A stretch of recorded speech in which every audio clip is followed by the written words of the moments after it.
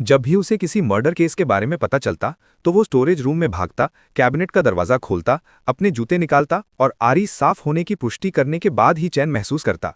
लेकिन उसकी बेटी को उसका घबराया हुआ व्यवहार अजीब लगता था।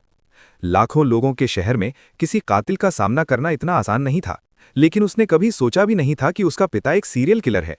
पहली बार जब उसने किसी को मारा तो यंगसू अभी 9 साल का भी नहीं था।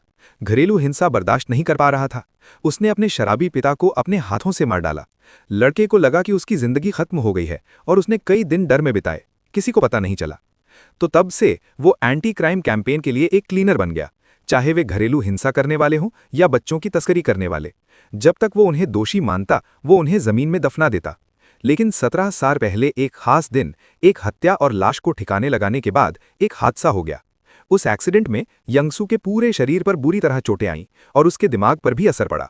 जांच के बाद पता चला कि उसे अल्जाइमर बीमारी हो गई थी। बीमारी की शुरुआत को कंट्रोल नहीं कर पाने की वजह से यंगसू ने मारना बंद कर दिया। पलक झपकते ही 17 साल बीत गए। वो आदमी बिना किसी हत्या के जिंदगी जीने का आदी हो गया था। हालांकि उस दिन एक कार एक्सीडेंट ने उसकी शांत जिंदगी में खलल डाल दिया। जैसे ही वो कार से बाहर निकला, उसने देखा कि दूसरी गाड़ी की डिक्की से खून टपक रहा है। इससे उसे हाल ही में एक सीरियल किलर की रिपोर्ट याद आ गई। अपने शक को वेरीफाई करने के लिए उसने चुपके से ब्लड सैंपल लिया। जैसे ही उसने अपनी बात खत्म की, ड्राइवर उसके सामने आ गया। उस आदमी की अजीब व्यवहार ने ब्यूंगसू को हैरान कर दिया।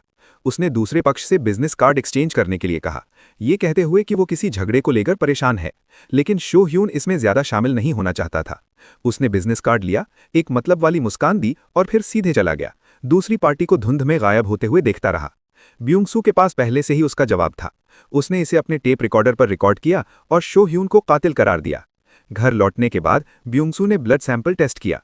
नतीजे वैसे ही थे जैसा उसने सोचा था। ये इंसान का खून था। असल में उनका कोई झगड़ा नहीं था। ब्यूंगसू को दूसरे लोगों के काम में दखल नहीं देना चाहिए था। लेकिन दिक्कत ये थी कि वो एक सीरियल किलर भी था। अगर दूसरी पार्टी ने इसे बड़ा मुद्दा बनाया तो वो खुद को बचाने के लिए उसे फंसा सकती थी। ब्यूंगसू ने पुलिस में रिपोर्ट कर दी, लेकिन उसने कभी नहीं सोचा था कि दूसरी पार्टी एक पुलिस ऑफिसर है। अगले दिन उसे शो ह्यून का फोन आया और उसे दूसरी पार्टी का मजाक समझ में आया। पुलिस का कुछ न करना देखकर ब्यूंगसू ने अपना तरीका बदलने का फैसला किया। वो एक्सीडेंट वाली जगह पर गया और खुद को एक कातिल की जगह रखकर सोचा, अगर उसे बॉडी को ठिकाने लगाना था तो पहली बात तो ये कि वो बहुत दूर नहीं हो सकती थी, और दूसरी बात उसे छिपाना भी जरूरी था। इन शर्तों को पूरा करने वाली सिर्फ एक ही जगह थी, पन्या रिजर्वॉयर। एक दिशा को ध्यान में रखते हुए ब्यूंगसू ने अपनी इन्वेस्टिगेशन शुरू की।